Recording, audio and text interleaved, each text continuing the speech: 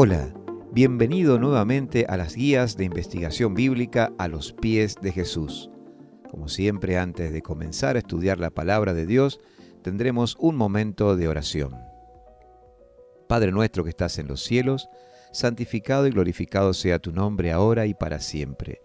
Gracias te damos una vez más que tenemos la oportunidad de estudiar tu palabra y principalmente para este tema tan importante, para saber cuál es el día más importante en la vida de una persona. Te pedimos que nos guíes en este estudio con la ayuda de tu Espíritu Santo. Te lo pedimos en el nombre de Jesús. Amén. Tema 25. El día más importante de la vida.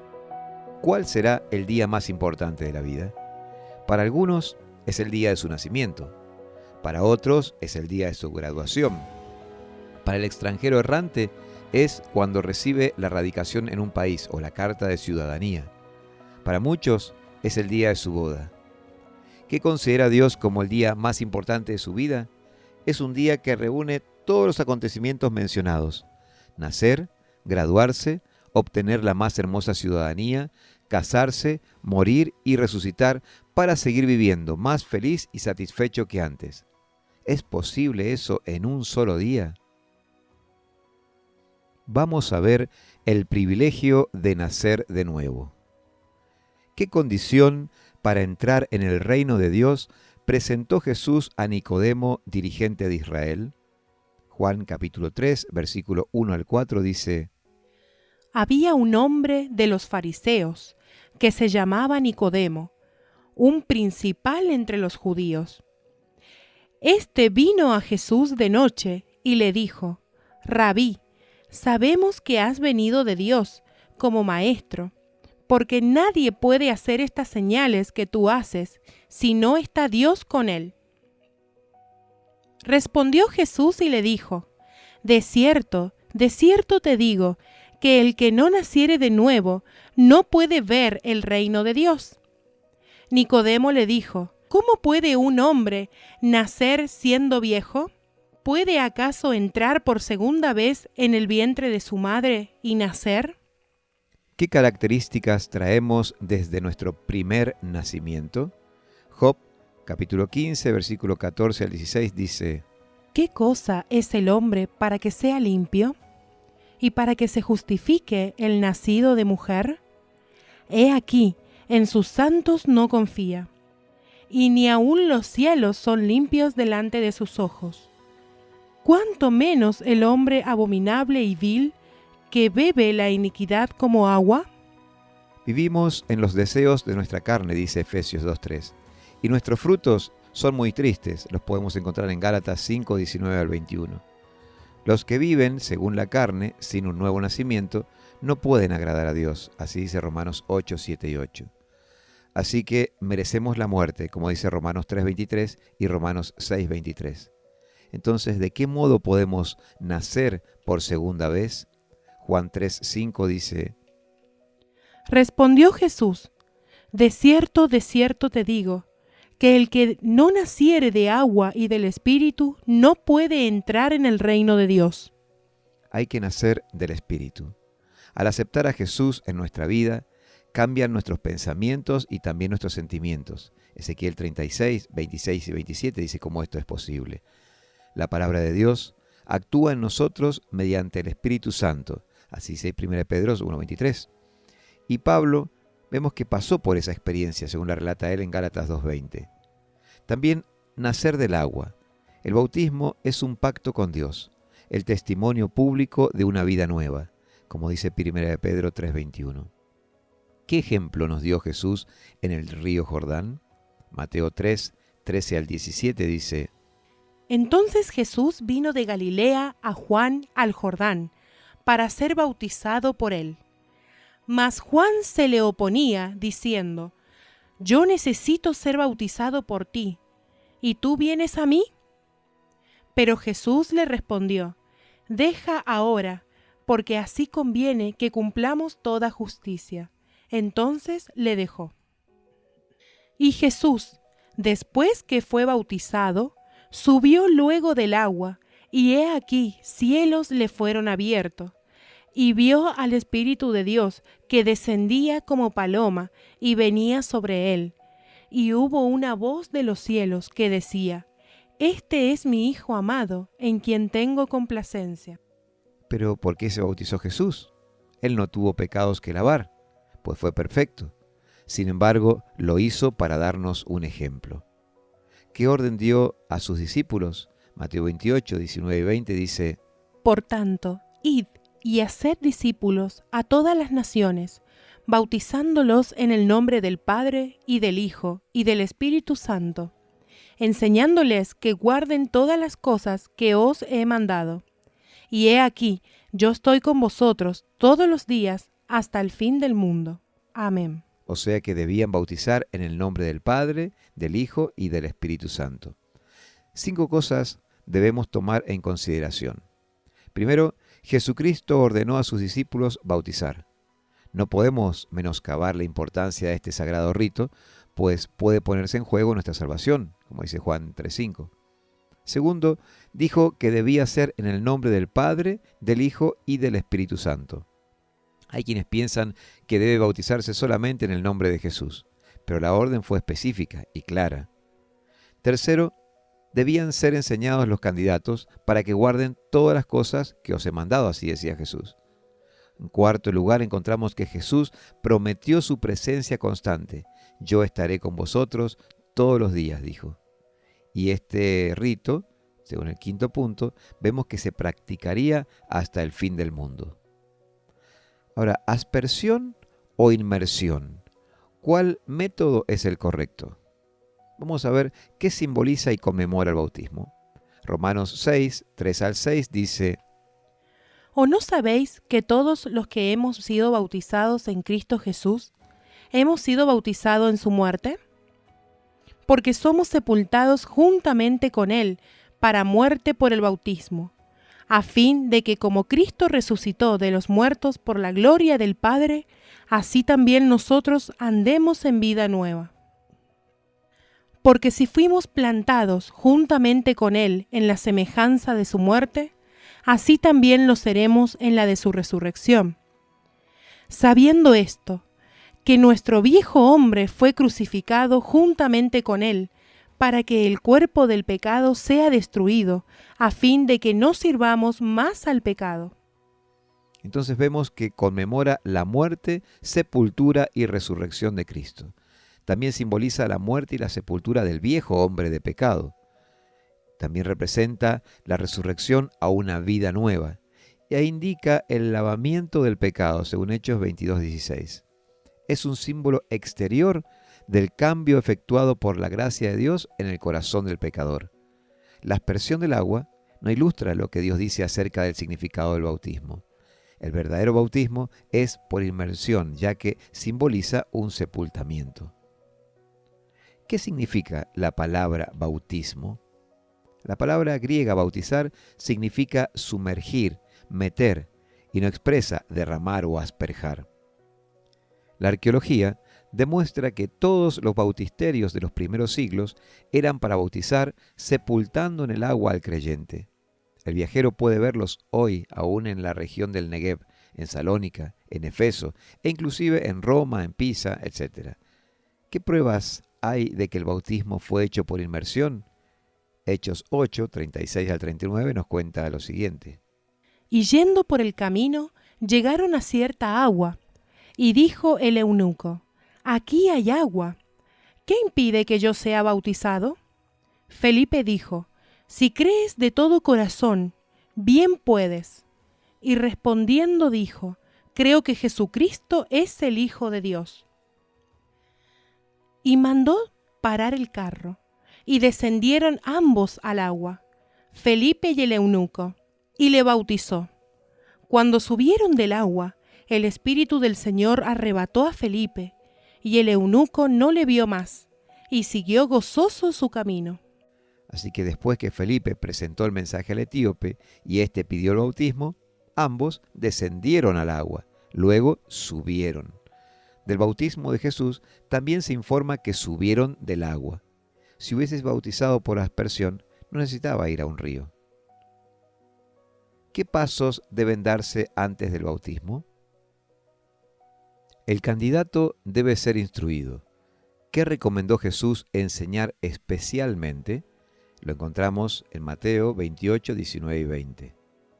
Por tanto, id y haced discípulos a todas las naciones, bautizándolos en el nombre del Padre y del Hijo y del Espíritu Santo, enseñándoles que guarden todas las cosas que os he mandado. Y he aquí, yo estoy con vosotros todos los días hasta el fin del mundo. Amén.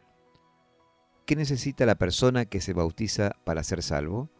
Marcos 16, 16 dice: El que creyere y fuere bautizado será salvo, mas el que no creyere será condenado. ¿Qué actitud debemos asumir en relación a nuestros pecados? Hechos 2:38 dice: Pedro les dijo: Arrepentíos y bautícese cada uno de vosotros en el nombre de Jesucristo, para perdón de los pecados, y recibiréis el don del Espíritu Santo. Arrepentirse es apartarnos del pecado e implica tristeza y dolor por ellos. Antes del bautismo debemos confesarlos y abandonarlos. Debemos estar listos a morir al pecado y vivir para Dios, como dice Romanos 6:11. ¿Puede cumplir un recién nacido esos requisitos? Por cierto que no. ¿Cuál es la puerta de entrada al cuerpo de Cristo, o sea, la iglesia? 1 Corintios 12, 13 y 27 dice: Porque por un solo espíritu fuimos todos bautizados en un cuerpo, sean judíos o griegos, sean esclavos o libres, y a todos se nos dio a beber de un mismo espíritu. Vosotros, pues, sois el cuerpo de Cristo, y miembros cada uno en particular. Así como las bodas son en una pareja la culminación o concreción de una declaración de amor, así lo es el bautismo para un hijo de Dios. Jesús mostró su gran amor en el Calvario. El bautismo es la expresión pública de la entrega, amor y lealtad a Jesús. Vamos a ver ahora un rito instituido por Jesús, la Santa Cena. ¿Qué representan el pan y la copa? 1 Corintios 11, 23 al 26 dice: Porque yo recibí del Señor lo que también os he enseñado, que el Señor Jesús, la noche que fue entregado, tomó pan, y habiendo dado gracias, lo partió, y dijo: Tomad, comed, esto es mi cuerpo que por vosotros es partido. Haced esto en memoria de mí. Asimismo, tomó también la copa después de haber cenado, diciendo: Esta copa es el nuevo pacto en mi sangre. Haced esto todas las veces que la bebiereis, en memoria de mí. Así pues, todas las veces que comiereis este pan y bebiereis esta copa, la muerte del Señor anunciáis hasta que Él venga. Así que vemos que el pan representa su cuerpo. Ese vino nos recuerda la sangre que derramó por nosotros, y debe celebrarse en memoria de Él, ya que conmemora su muerte, y también anuncia el regreso de Cristo. ¿Qué debe hacerse antes de participar de la Santa Cena? 1 Corintios 11, 28 y 29 dice: Por tanto, pruébese cada uno a sí mismo, y coma así del pan, y beba de la copa. Porque el que come y bebe indignamente, sin discernir el cuerpo del Señor, juicio come y bebe para sí. Así que allí probarse a sí mismo significa hacer un examen de conciencia de nuestra conducta pasada. Si nos percatamos de nuestros errores, pedir perdón a Dios, y si hemos ofendido a nuestros semejantes, pedirles perdón. Que en nuestro corazón no existan ni odios ni rencores. ¿Qué ordenó hacer Jesús en ocasión de la ceremonia de comunión? Juan 13, 4 al 15 dice: Se levantó de la cena y se quitó su manto, y tomando una toalla, se la ciñó. Luego puso agua en un lebrillo y comenzó a lavar los pies de los discípulos y a enjugarlos con la toalla con que estaba ceñido. Entonces vino a Simón Pedro, y Pedro le dijo: Señor, ¿tú me lavas los pies? Respondió Jesús y le dijo: Lo que yo hago, tú no lo comprendes ahora, mas lo entenderás después. Pedro le dijo: «No me lavarás los pies jamás». Jesús le respondió: «Si no te lavare, no tendrás parte conmigo». Le dijo Simón Pedro: «Señor, no solo mis pies, sino también las manos y la cabeza». Jesús le dijo: «El que está lavado no necesita sino lavarse los pies, pues está todo limpio, y vosotros limpios estáis, aunque no todos», porque sabía quién le iba a entregar. Por eso dijo: «No estáis limpios todos». Así que, después que les hubo lavado los pies, tomó su manto, volvió a la mesa y les dijo: «¿Sabéis lo que os he hecho? Vosotros me llamáis Maestro y Señor, y decís bien, porque lo soy. Pues si yo, el Señor y el Maestro, he lavado vuestros pies, vosotros también debéis lavar los pies los unos a los otros. Porque ejemplo os he dado, para que como yo os he hecho, vosotros también hagáis». Es interesante ver a hombres encumbrados lavar los pies a creyentes muy humildes. El propósito de Dios es que seamos uno en Cristo y no existan diferencias de clase, casta o nacionalidad. Jesús murió por todos y Él oró por esa unidad. Allí en el libro de Juan, capítulo 17, vemos esa oración. Mediante ese rito la practicamos y recordamos siguiendo el ejemplo de Jesús. En conclusión, durante la eternidad será recordado el sacrificio de Cristo, dice Mateo 26-29. Las marcas de su crucifixión permanecerán como un recordatorio del precio pagado por nuestra salvación. Así dice Habacuc 3:4. El ser bautizado y luego conmemorar periódicamente su muerte mediante la Santa Cena es el camino que Jesús proveyó para conferirme su gracia y participar de su sacrificio. Dice Juan 3:5, el que no naciere del agua y del Espíritu no puede entrar en el reino de Dios. Al aceptar a Cristo, el pecador muere judicialmente, pero el bautismo es un símbolo de su sepultamiento.